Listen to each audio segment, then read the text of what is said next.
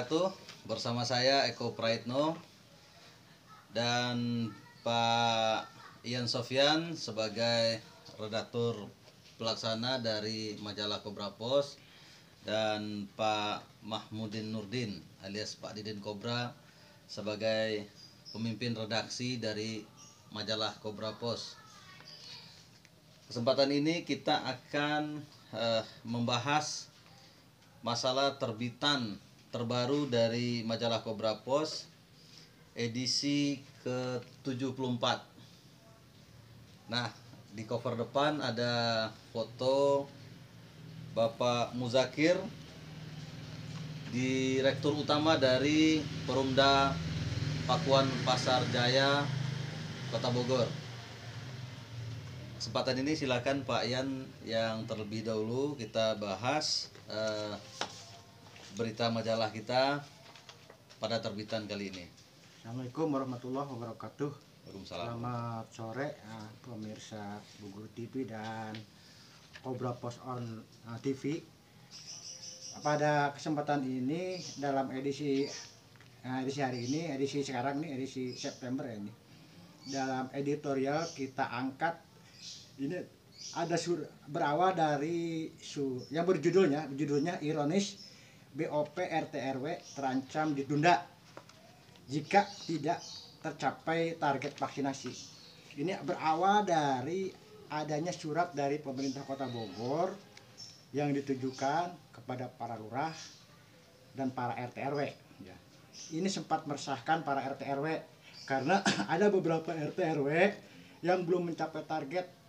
Dalam surat itu disebutkan jika RT RW tidak mencapai 70% akan ditunda BOP. BOP itu biaya operasional yang diterima oleh para RT dan RW setiap bulannya, yang dibayarkan per triwulan sekali.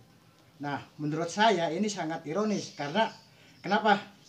RT yang setiap hari berjibaku bersentuhan langsung dengan masyarakat, mengajak masyarakat untuk divaksin dan kegiatan-kegiatan lainnya.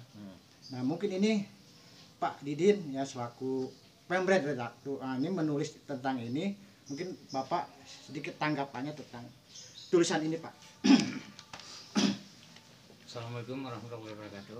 Waalaikumsalam warahmatullahi wabarakatuh. Terkait beberapa berita yang kita angkat hari ini yang menjadi perbincangan awal bahwa ada satu tindakan sebuah kebijakan Balai Kota, kita beri judul ironis BOP RT RW terancam ditunda jika tidak tercapai target vaksinasi. Nah, ancam-mengancam ini adalah budaya lama. Seharusnya untuk mengangkat atau memberi motivasi tidak harus mengancam. Karena kenapa? RT RW di sini banyak yang mengeluh bahwa dengan biaya operasional atau honor yang sudah kecil, mereka berjibaku, mereka ikhlas bekerja siang malam agar target vaksinasi segera tercapai. Kami melihat bahwa kebijakan ini tidak etis lah kalau bicara seperti itu, karena sudah kecil gaji, RT RW sudah bergerak terus, harusnya diberi motivasi dan dorongan seperti memberi sebuah apresiasi atau hadiah kepada yang mencapai target, bukan menekan yang tidak mencapai target. Sebab setiap lokasi, setiap kelurahan itu akan berbeda masyarakatnya. Nah, kemudian daya jangkau RT RW-nya pun berbeda. Untuk ini harapan kita ke depan agar ancam-mengancam itu bukanlah budaya yang baik. Nah, ini satu pelajaran buat pemerintah Kota Bogor agar ke depan tidak seperti ini. Demikian. Ya, begitu tentang editorial isinya begitu, Pak. Yang kedua ini ada sekolah ya, sekolah ambruk di Jalan Otista. Ini sekolah katanya udah lama, dibangun sekitar tahun berapa nih, udah lama lah. Pernah diperbaiki tapi ambruk lagi. Entah itu apa, kenapa, penyebabnya apa, memang pembangunannya apa, kontraktornya nakal apa nggak tahu, saya belum tahu nih permasalahannya. Tapi ini akan segera diatasi oleh pemerintah Kota Bogor melalui untuk tahun ini sementara menggunakan dana bencana alam, Pak. karena tahun Untuk untuk mengatasi mengatasi ambruknya ini sekolah, apalagi dengan akan menghadapi pembelajaran tatap muka. Iya. Ada 2 kelas di sini yang ambruk, itu karena bangunan udah lama. Terus juga ini rencananya tahun depan baru dianggarkan. Iya. Ini sebetulnya katanya ini menurut Ketua DPRD Pak Atang Trisnanto, sebenarnya udah ada rencana pembangunan tahun ini. Tapi beberapa kali gagal lelang.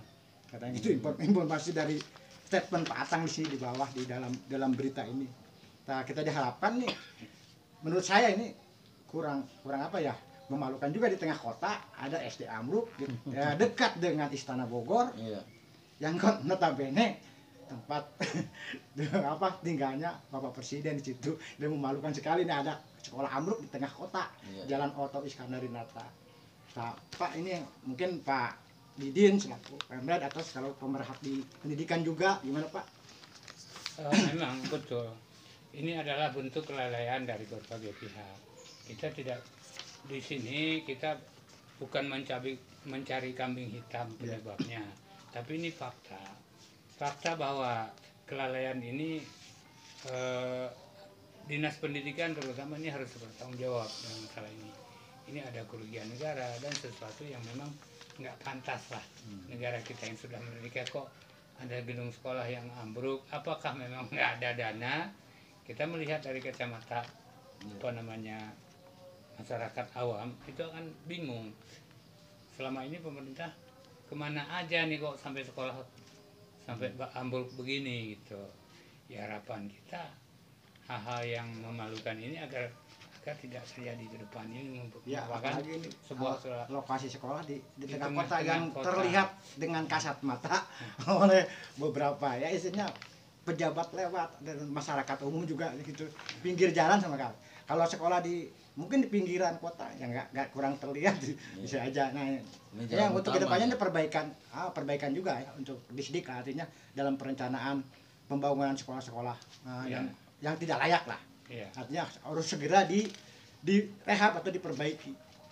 Iya, demikian kadang-kadang rasa tanggung jawab oknum-oknum pendidik atau dari Dinas Pendidikan Kota Bogor ini yang perlu dipertanyakan.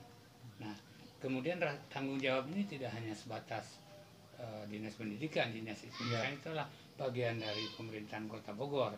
Ini Pak Wali Kota Bima Arya pun harus memberi sebuah perhatian serius dalam masalah ini. Nah, demikian harapan kami sebagai rakyat agar pemerintah itu selalu teliti dan betul-betul memperhatikan kebutuhan masyarakat, jangan sampai ke depan terjadi hal-hal yang memalukan seperti ini.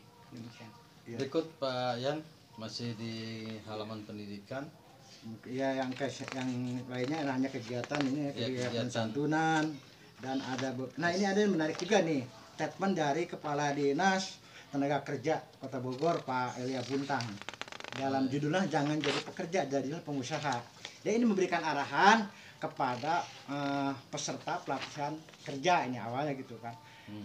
Sebaiknya menurut dia nih, sebaiknya daripada cari kerjaan, kalau udah terampil carilah pekerjaan sendiri, sehingga carilah jadi pengusaha atau jadi wira swasta. Dan sebagai wira swasta tentunya merekrut tenaga kerja itu akan menambah tenaga kerja, bukan kita nyari pekerjaan ngelamar ke sana kemari gitu Pak. Nah, mungkin Pak Didin untuk saran ke Dinas Tenaga Kerja Pak, terutama kepada Pak Elia Buntang nih yang dekat juga dengan Pak Didin. Pak Elia Buntang ini memang orang yang paling misterius kalau saya lihat. Nah, jangan jadi pekerja, jadilah pengusaha. Maksud beliau ini jangan jadi pekerja itu hendaklah berpikir untuk jadi pengusaha. Jangan berpikir untuk jadi pekerja, karena kesempatan kerja atau lowongan kerja sekarang pun kelihatannya agak mengalami kesulitan. Jadilah pengusaha yang dimaksud berwira swasta. Wira swasta sekecil apapun, ayolah masyarakat yang sudah tamat sekolah kita berwira swasta. Karena wira swasta itu di samping memberi pekerjaan dan penghasilan kepada kita, juga membuka kesempatan kerja buat lingkungan pencari kerja di lingkungan kita. Demikian. Ya, berikutnya Pak. Ya kembali nih ada, ya ini ada penghargaan kembali lagi soal vaksinasi ya. Nah, dari Pemda ada penghargaan kepada para lurah, sementara RT RW masih diabaikan. Dan artinya sekarang menurut saya itu tidak adil. Harusnya RT RW pun diberikan reward gitu, bukan hanya lurah. Ini ada di beritanya juga nih. Yang pertama dapat 100% ada Kelurahan Batu Tulis dan Kelurahan Pakuan. 100% dapat penghargaan dari pemerintah Kota Bogor, artinya dari Satgas Covid-19. Tuh, ya. Menambahkan Pak Didin? Saya cukup. Masih Cukup masalah itu. cukup ya. Yang lainnya mungkin ini ada juga apa tentang, nah ini tentang bantahan dari Perumda PPJ ya, pasar ya, Kak Dirut, tentang ini yang apa aksi demo itu bahwa yang menuduh pasar Dirut mengerahkan preman. Nah itu lebih tahu Pak Eko kronologisnya mah enggak dijelaskan oleh Pak Eko. Ya, berdasarkan informasi langsung dari Dirut Pasar yang terjadi pengusiran pertama dari pihak keamanan pasar itu yang tidak berpakaian seragam ya. Itu kan kronologisnya memang itu zona pasar itu memang bukan diperuntukkan buat PKL, tapi buat pedagang kios atau non kios dan non los. Jadi bukan untuk PKL. PKL berarti di luar zona itu. Nah, ketika ada direnovasi di blok F itu, maka sementara ada penampungan kan di sana.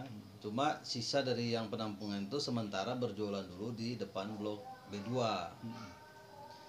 Lalu ada 9 PKL. Di luar 9 PKL itu ada PKL lagi yang datang ke Dirut menyampaikan meminta penampungan. Waktu itu datang dia menyampaikan ada 10 orang. Lalu Dirut meminta datanya, tapi data itu lebih kurang 20 atau 21 orang gitu. Sementara yang 10 orang itu sudah diberikan itu tempat penampungan, udah disiapin. Nah sisanya ya sudah sementara gabung dulu di depan blok B2. Nah setelah April blok F itu selesai, artinya PKL memang difasilitas ini di bangunan blok F itu memang ada stand-stand untuk PKL tadinya. Jadi ada kios-kios kecil di blok F2 itu karena komitmen awal itu adalah PKL untuk masuk di dalam meramaikan. Nah, maka setelah April tentu ada kebijakan dari Perumda sendiri untuk membersihkan itu tempat agar PKL-PKL yang ada di depan pasar itu ayo bergabung ke dalam gitu. Nah, intinya untuk meramaikan yang di dalam kan, tujuannya gitu kan, tujuannya tujuan bagus. Karena sebenarnya di wilayah zona pasar itu sendiri bukan untuk PKL, karena kecuali kalau yang di pinggir jalan mah itu urusannya Pemda itu kan. Nah, itu bukan urusannya Perumda. Perumda ini kan zonanya hanya di wilayah blok-blok yang dibangun itu gitu. Terus yang terakhir apa titik temunya gimana? Terakhir perkembangan terakhir ternyata PKL ini kan tidak terima ya. Akhirnya terjadi demonstrasi pertama di gedung ke Balai Kota, terus demonstrasi lagi. Nah setiap demo-demo ini kan tetap ada mediasi antara pihak PKL dengan Perumda. Perumda menawarkan silahkan masuk pasar, digratiskan kios 6 bulan, pilih saja, kan itu masih ada 300 kios yang masih kosong, pilih saja yang mana mereka suka, kios yang mana. Jadi selama 6 bulan digratiskan, gratis dulu ya. Artinya setelah 6 bulan pun kalau masih belum sanggup bayar, masih bisa dibicarakan lagi, ada kelonggaran lagi. Iya. Jadi itu sebetulnya cukup bijak Pak ya di pasar itu antara dalam hal ini. Karena itu kan bentuk pembinaan dari Perumda itu sendiri. Iya. Bukan berarti pembinaan PKL bukan modalin PKL tetap jadi PKL kan, Iya, iya. tetapi justru mengangkat harkat martabat hidup mereka. Nah kalau persoalan sepi juga yang di dalam itu malah bayar kontribusi juga sepi. Iya, iya. Nah, jadi ini kan faktor juga pandemi. Kalau misalnya di dalam itu sama-sama diramaikan dengan para pedagang, tentu otomatis setelah pasca PPKM ini otomatis juga semua akan menerima manfaat ramainya gitu. Jadi sekarang informasi terakhir sudah ada dari antara PKL itu 15 PKL itu sudah masuk ke dalam. Dia masuk ke dalam. Ya. Malah sudah mulai berjualan. Dia berjualan. Ya, cuman yang tinggal sisanya. Ya ada tinggal berapa lagi? sisanya itu. Ya, ya, Tinggal mungkin sisanya. mudah-mudahan kedepannya dia sadar nanti bisa masuk semua dan bisa meramaikan yang di dalam kan gitu kan. Intinya. Ya, yang apa ya, PKL itu juga sebenarnya kan ada binaan UMKM. Ya, ya. Cuma yang demo itu kan mereka nggak tergabung ke situ. Ya, ya. Jadi itu. Mungkin Bapak bisa menambahkan Pak. Mengalah untuk menang sebenarnya suatu moto baik dari PKL maupun Perumda sendiri. Tapi Perumda sudah menunjukkan itikad mengalah untuk menang, yaitu dengan menyediakan lokasi yang gratis dan sebagainya. Tapi harapan kita semoga PKL yang belum berkenan untuk masuk ke dalam juga berpikir ulang lah, kenapa kita harus berkelahi terus. Rezeki juga di dalam ada kok, itu kan. Insya Allah dengan bergandeng tangan semua pihak, kita bisa mendapatkan rezeki. Demikian dari saya. Ya. Mungkin ini yang terakhir nih ya. Selanjutnya. Yang terakhir ini sekarang ini kan di sekitar Taman Topi ya. Sekarang Taman Topi itu akan dibangun alun-alun. Alun-alun M4, bukan alun-alun yang menghubungkan dengan Masjid Agung. Ada petugas dari PUPR menemukan saluran air yang konon katanya itu peninggalan zaman Belanda. Itu zaman Belanda ini tulisan dari Pak Rahmat Iskandar sebagai pemerhati budaya.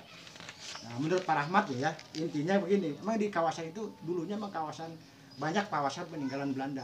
Salah satunya Stasiun Bogor itu peninggalan kolonial Belanda. Ada juga di situ jembatan Anyar, Pasar Anyar peninggalan Belanda. Jembatan Merah juga peninggalan Belanda. Terus gereja Kapten Muslihat itu peninggalan Belanda semua. Nah, kita harapkan pemerhati budaya berharap ini saluran air itu bisa diteliti apakah kebenarannya, yang melibatkan tentunya para ahli, sejarawan, para budayawan. Kalau memang benar saluran itu bisa difungsikan kembali, bisa jadikan saluran air, pembuangan air yang selama ini di jalannya Raja Permas, kalau hujan deras itu selalu banjir, menutupi jalan. Ya, kalau ini memang bisa diaktifkan kembali, ya ini untuk pembuangan air yang ke Sungai Cipakancilan gitu. Intinya seperti itu dari saran dari pemerhati budaya Pak Rahmat Iskandar gitu. Ya. Ada penambahan dari Bapak mungkin tentang peninggalan Ya, sejarah lah kita. Iya. Ya. Untuk merawat benda-benda budaya sejarah itu ada dua keuntungan buat kita. Yang pertama adalah agar kita mengetahui apa sih yang orang-orang terdahulu di Bogor ini dan seperti apa Bogor ini, itu dapat dibaca dari nilai peninggalan sejarah tersebut. Kemudian mengenai saluran untuk diperbaiki kembali, barangkali ini kan juga untuk mengurangi biayanya gitu kan, meringankan biaya. Ya itu aja. Ya mungkin yang bisa dikeruk lagi. Ya. Membuang air banjir yang sering aja gitu. Itu aja Mas Eko. Nah, untuk edisi sekarang sekilas tentang beberapa berita dan informasi yang disajikan oleh Cobra Pos. Oke pemirsa, demikian reportase kita, ulasan terbitan majalah Cobra Pos edisi ke-74. Cobra Pos kritis, objektif, berimbang dan rasional. Assalamualaikum warahmatullahi wabarakatuh.